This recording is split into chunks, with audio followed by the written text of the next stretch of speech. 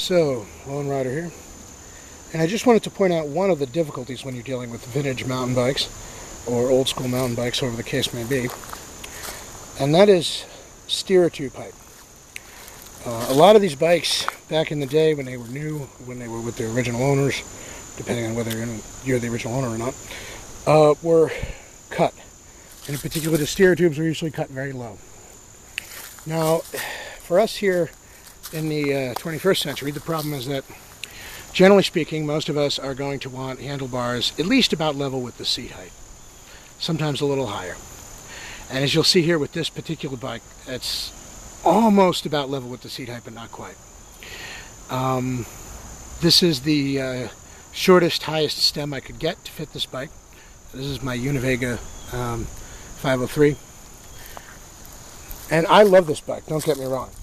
It's got the curved stays, it's vintage. You know, this is one of my favorite retro bikes. But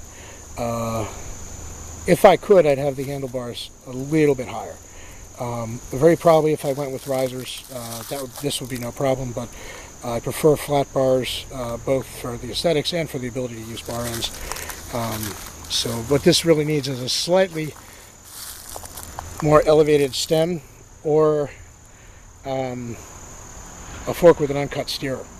And the problem is, of course, with a used bike is the steerer is almost invariably going to be cut.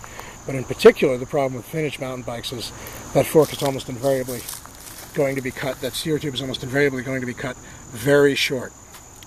So yeah, this is one of the problems that, you know, riding a vintage bike in this day and age brings, that you're going to want to, you know, have a slightly more upright ride position, especially if you were somebody who, you know, you started riding in the 90s when a bike like this was new.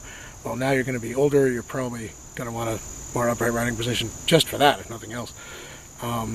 So yeah, one of the things to keep in mind is steer tube height, and you know, the ability to get a stem that's going to be the right length. Also, for a certain transitional period like the mid-90s, some of the bikes will have threadless steers, but they'll be 1 inch.